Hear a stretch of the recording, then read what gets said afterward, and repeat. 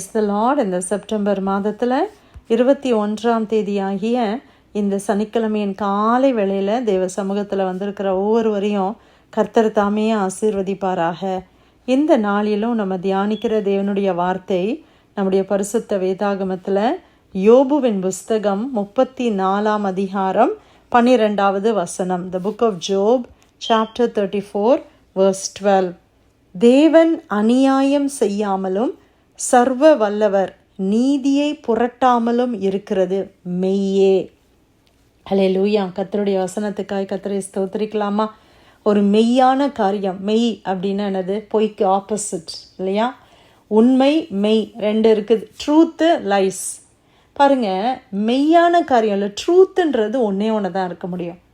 ஆனால் பொய் நிறையா இருக்கலாம். ஒவ்வொருத்தரும் ஒவ்வொரு விதமாக பொய் சொல்ல முடியும். ஆனால் உண்மை அப்படின்றது ஒன்றே ஒன்று தான் இருக்க முடியும். இப்போ எது உண்மை? இந்த இடத்துல நம்ம வசனத்தில் வாசிக்கிறோம், தேவன் அநியாயம் செய்யாமலும் சர்வ வல்லவர் நீதியை புரட்டாமலும் இருக்கிறது மெய். அல்லேலூயா. தேவன் அநியாயம் செய்வாரா? கடவுள்னு ஒருத்தர் இருக்கிறாரு, அவர் அநியாயம் செய்ய முடியுமா? அவர் பாவம் செய்ய முடியுமா? அவர் நீதியை புரட்ட முடியுமா? முடியவே முடியாது. அதனால தான் அவரை தேவன்னு நம்ம சொல்கிறோம். ஏன் அவரை காடுன்னு நம்ம சொல்லுகிறோம்? மனிதர்களுக்கும் தேவனுக்கும் இருக்கிற ஒரு பெரிய வித்தியாசம் என்னது?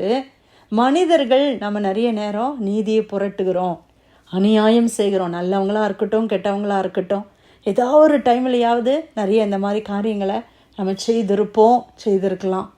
ஆனால் தேவன் அப்படின்னு நம்ம யாரை நம்ம நினைக்கிறோம்? அவரால் அநியாயம் செய்ய முடியாது, அவரால் பாவம் செய்ய முடியாது. அது அவருக்குடைய தன்மையிலேயே இல்லை.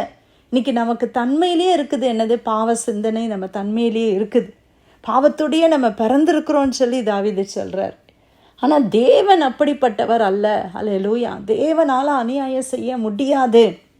அதைத்தான் இந்த வசனத்தில் ஆணித்தரமாக நம்ம பார்க்கிறோம். தேவன் அநியாயம் செய்யாமலும் சர்வ வல்லவர் நீதியை புரட்டாமலும் இருக்கிறது மெய்.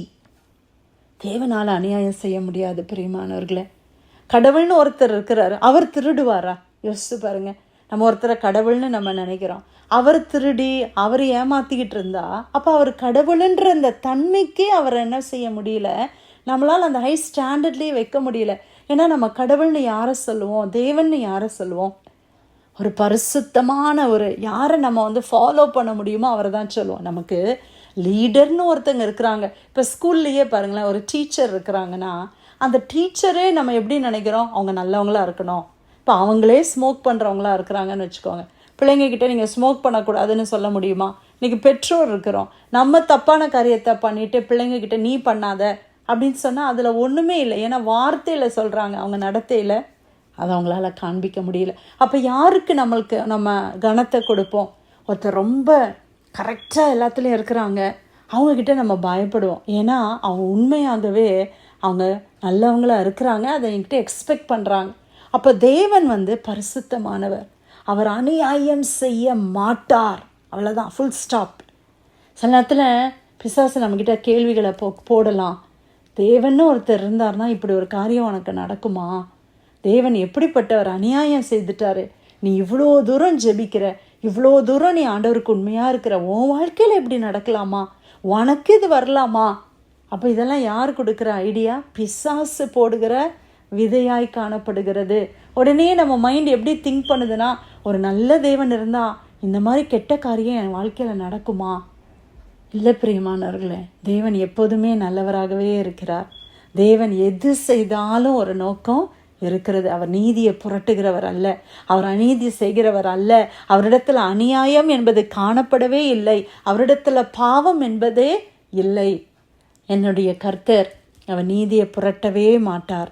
என்னுடைய தேவன் அநியாயம் செய்யவே மாட்டார். ஹல்லேலூயா. இன்னும் 2 வசனங்களை கூட நான் வாசிக்கிறேன். புத்திமான்களே எனக்கு செவி கொடுங்கள், அக்கிரமம் தேவனுக்கும் அநீதி சர்வ வல்லவருக்கும் தூரமாக இருக்கிறது. ஹல்லேலூயா. அக்கிரமம் என்பது தேவனுக்கு தூரமாக இருக்குது.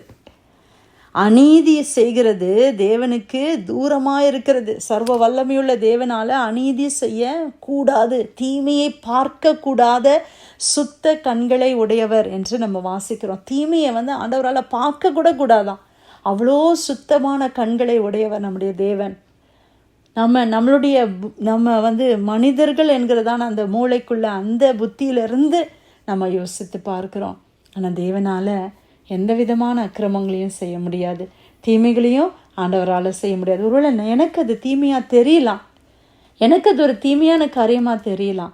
ஆனால் ஞாபகம் வச்சுக்கோங்க, என் தேவன் எப்பொழுதும் நல்லவர், அவர் தீமையை நன்மையாக மாற்றுவார். ஒருவேளை யோசிப்பு அந்த குழியில் அவனுடைய சகோதரர்கள் போடும்போது நினச்சிருக்கலாம், தேவனே எனக்கு இவ்வளோ தீமை எதுக்கு நடக்கணும், நான் என்ன தப்பு பண்ணேன் அப்படின்னு சொல்லி நினச்சிருக்கலாம். இல்லை சிறைச்சாலையில் ஒரு உண்மையான ஒரு காரியத்தை செஞ்சதுக்காக, பாவத்தை செய்ய மாட்டேன் அப்படின்னு சொன்னதுக்காக சிறையில் போடப்பட்டார்.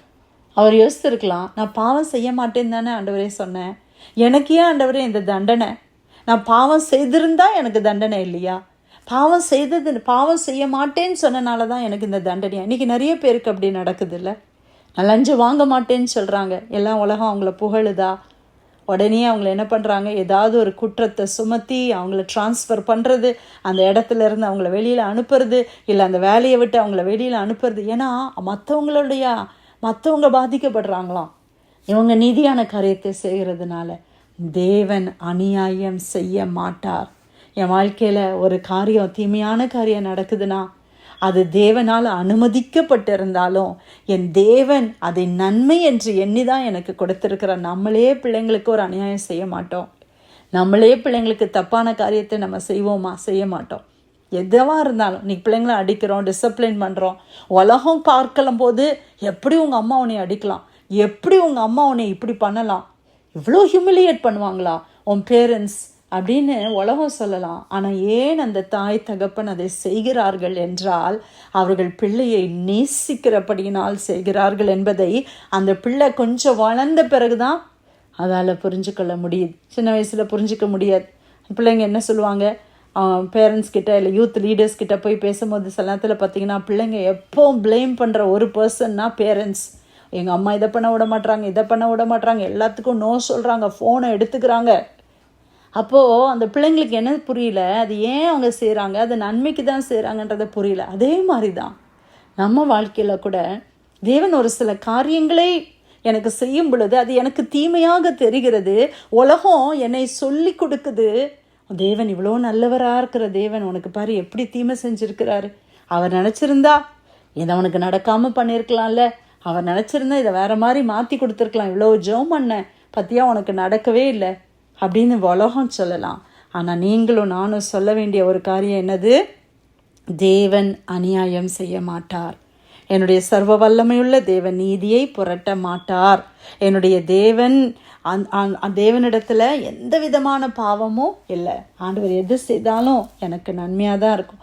இன்றைக்கி எனக்கு இது தீமை போல் தெரியலாம், எனக்கு அது கஷ்டம் போல் தெரியலாம், என்னால் புரிஞ்சுக்கொள்ள கூட முடியாமல் போகலாம், மற்றவங்களுக்கு கேள்விகளுக்கு ஆன்சரே நம்மக்கிட்ட இல்லாமல் இருக்கலாம். ஆனால் ஒன்று எனக்கு தெரியும், என் தேவன் நல்லவர், என் கர்த்தர் நல்லவர், அவர் நியாயமே செய்கிறவர், என்னை நிச்சயமாய் அவர் நடத்துவார். அந்த உறுதி இன்னைக்கு நமக்கு வேணும் பிரியமானவர்களே. யோபு 34 12 தேவன் அநியாயம் செய்யாமலும் சர்வ வல்லவர் நீதியை புரட்டாமலும் இருக்கிறது மெய்யே. கர்த்தர் கொடுத்த இந்த நல்ல வார்த்தைக்காக தேவனை ஸ்தோத்திரம் பண்ணி யாராவது ஒருத்தர் இந்த காலை வேளையில் நம்ம ஜெபிக்கலாமா?